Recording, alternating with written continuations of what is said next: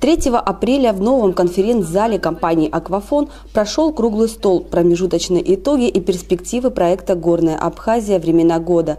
На нем участники проекта, ученые и другие гости мероприятия дали оценку всей проделанной работе, а также выступили с интересными докладами. Проект «Горная Абхазия. Времена года» стартовал в середине февраля. На этот момент состоялось 3 экспедиции. Ценность Горной Абхазии не только в ее природной красоте и ее туристических возможностях, а в том, каково значение для нас мира Горной Абхазии. Ведь культура абхазского народа, наши традиции и правила поведения во многом сформированы природой Горной Абхазии. Абхазы в своем мироощущении сохраняют знания о природе, связь с ней, связь, которая формировала нас. Невозможно познать Абхазию, понять суть и истоки ее традиций, не увидев ее горы и не пожив в этой среде. Этот масштабный проект реализуется при поддержке президента Абхазии Рауля Хаджимба. Генеральным спонсором проекта выступила компания «Аквафон». Мы как-то с ней немножко общались, я даже один раз слетал на точку базирования, наши пилоты предоставили такую возможность. Я вижу, что собралась команда очень профессиональных и подготовленных людей. Тенгиз, я думаю, что это в первую очередь твоя заслуга, потому что замечательные специалисты. Определенный скептицизм где-то в глубине у меня был, потому что сроки были очень сильно ограничены, но я вижу, что у вас все получилось. Участники круглого стола подняли целый ряд важных проблем, связанных с сохранением природного и социокультурного своеобразия Абхазии. Я благодарен в данном случае проекту, который всколыхнул и заставил задуматься очень многих о необходимости особого отношения к горной экосистеме.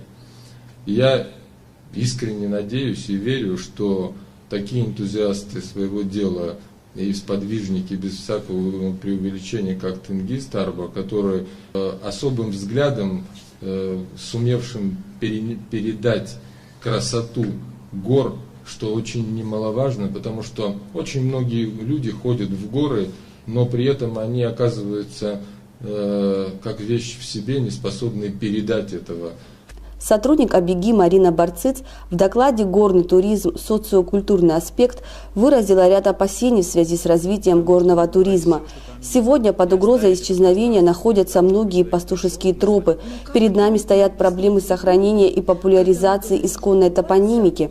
Необходима паспортизация природных объектов. Ну какой туризм мы хотим? Мы хотим экотуризм, щадящий туризм. Мы хотим туризм, уже хотим этого или нет, уже начался аграрный туризм, уже начинаются, у нас уже есть музей под открытым небом, вот Харах будет, уже все проекты идут, да, то есть это все равно будет, но надо нам именно делать упор на экологический туризм. Если во главе таких проектов будут люди, профессионалы, понимающие, любящие свою родину, они смогут сделать так, что даже туризм мы сможем использовать в своих целях для защиты, в том числе и природы тоже, и для защиты и возвращения, да, восстановления вот этой социокультурной среды, которую мы утеряли, от которой мы оказались отчуждены. Многие выступавшие приводили примеры нашего нерационального и часто варварского отношения к природе.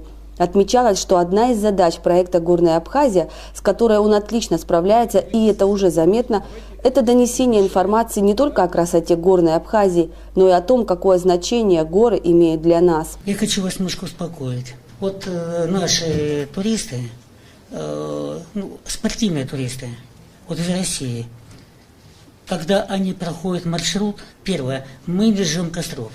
Второе, если у меня какой-нибудь из участников сорвет цветочек, я его ругать не буду, просто я с собой его никогда не возьму.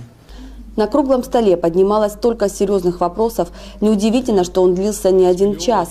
Впереди 4-я экспедиция Горной Абхазии. Всего их в сезоне зима-весна 2015 года пройдет 5.